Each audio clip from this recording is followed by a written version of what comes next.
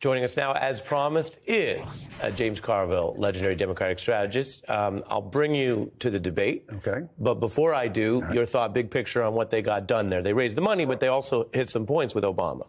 Yeah, I think there's something important.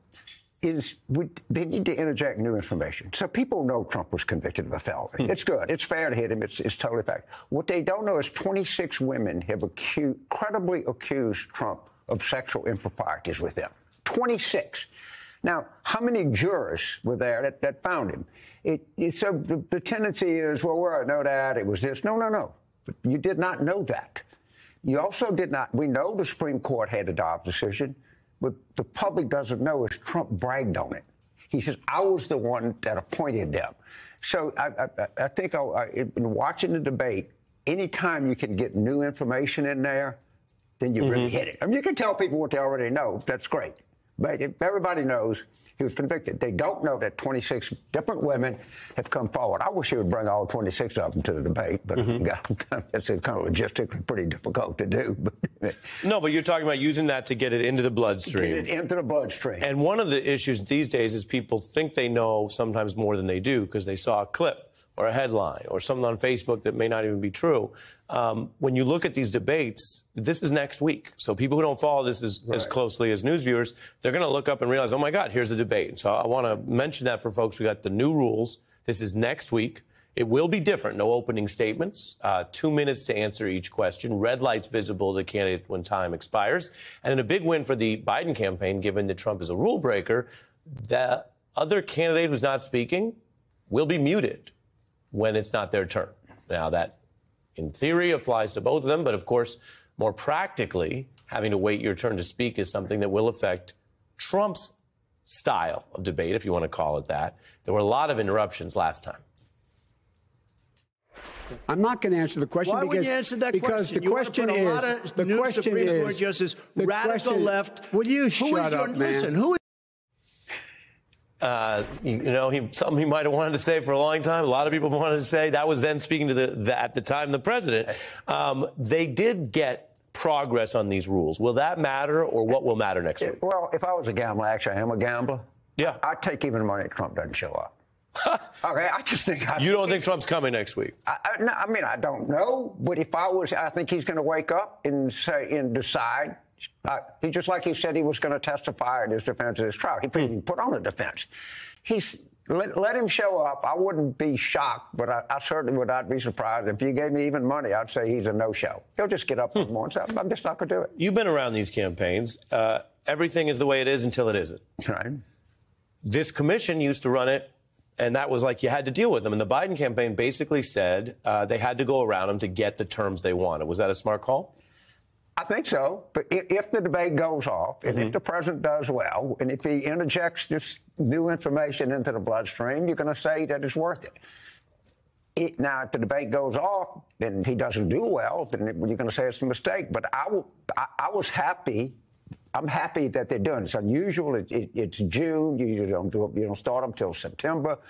But the world was not the same as it used to be. But you just got to adapt to it. But I'm glad they're doing it. And I think he's going to, I think they're going to have good prep. They have good people prepping the president. But I'm still skeptical that Trump shows up. That's interesting because I haven't heard that point as much. Why do you think Biden and the Democrats feel that getting this going early is so vital? Well, first of all, this race is stuck. I learned when I worked in Israel, the Hebrew word for stuck is tekuah. Okay? We're stuck. I look at the polling averages. I look where we were. We have all this new information that comes in. It changes. If you search hard enough, you can see some change, but you really got to look. And I think I think the president needs this intervening event. I think he can really, score. On the Supreme Court particularly, I think that's an issue we're winning elections on, and you got to drive it home that he is appointing people that don't believe in an inherent right to privacy and don't believe the Supreme Court should operate under ethics enforced gift ban. And he cannot hit that hard enough. You just cannot repeat people.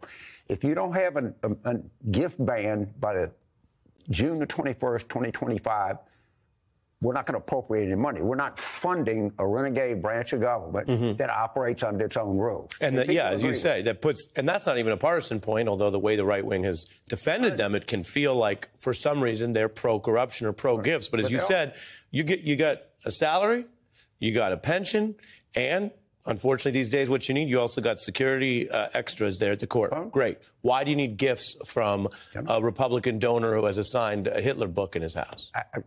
A private in the Army operates under some government, a cabinet secretary, the entire everybody in the United States government, including President Biden, has regulations on gifts they can take, and for good reason. Congress is $4 million worth of gifts.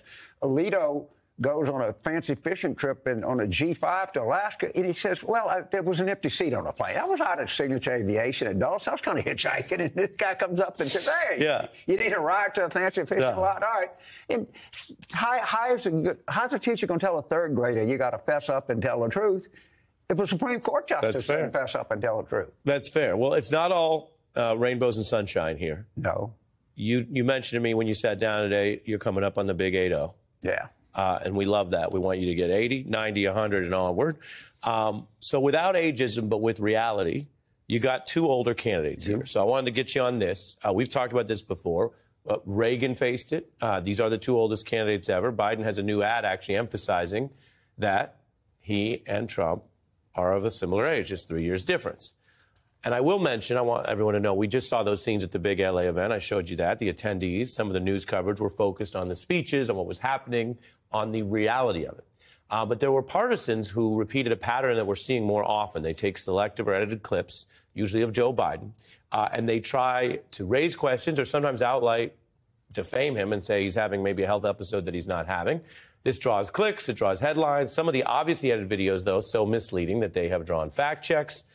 There was another similar effort to hype a certain video clip from the G7. And I'm going to show you something now, both for James Carville and our viewers, that you don't usually see, which is Fox News having someone on Fox News call out misleading coverage on Fox News. Brand new Howard Kurtz criticizing his company here basically for the misleading coverage of those clips I mentioned, which happened across Fox and the New York Post.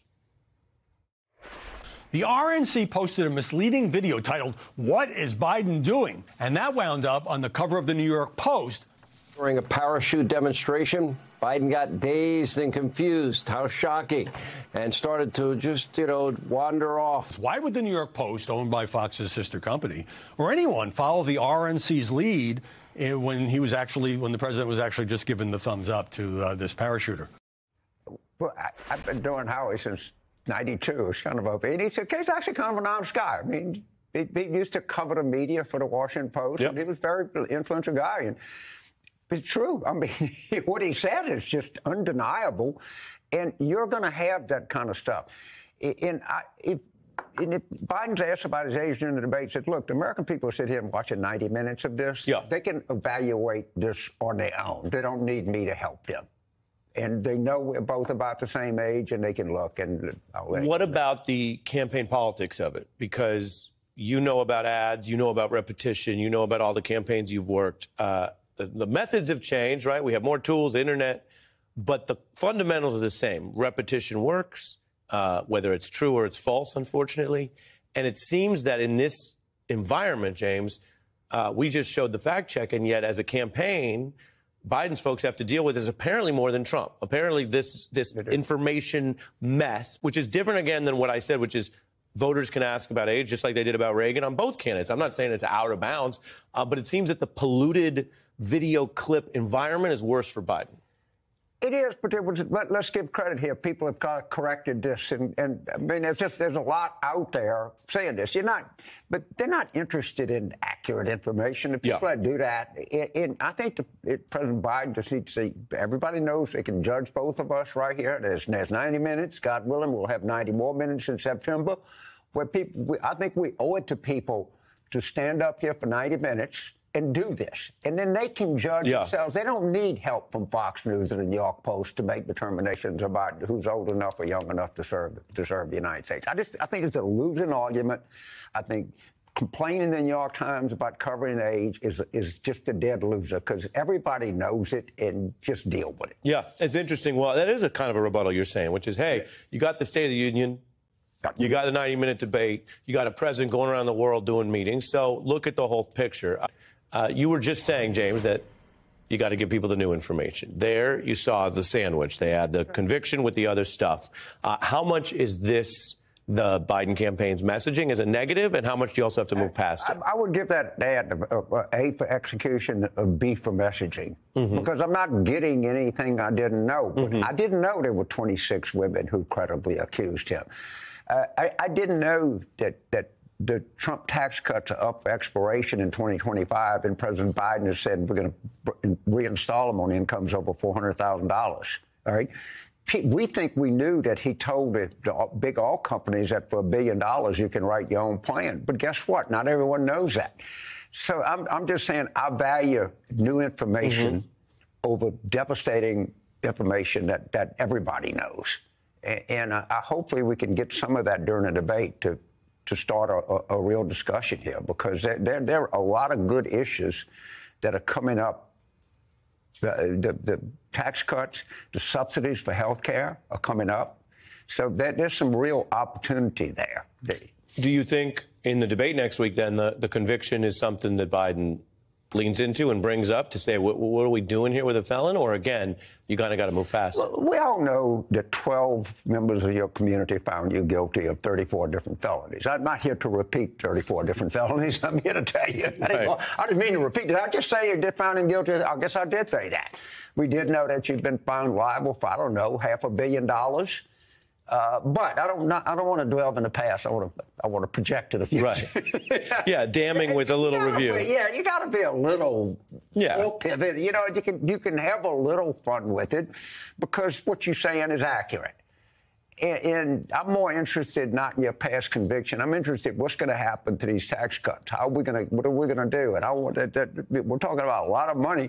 I want to put them back on people over $400,000. I want to start a first-time home buyers relief fund, because I can see that people are struggling with high interest rates to buy homes and to feel like they have a future. Just signal to people that you understand what's going on in their life. Yeah. And they'll know Trump's convicted.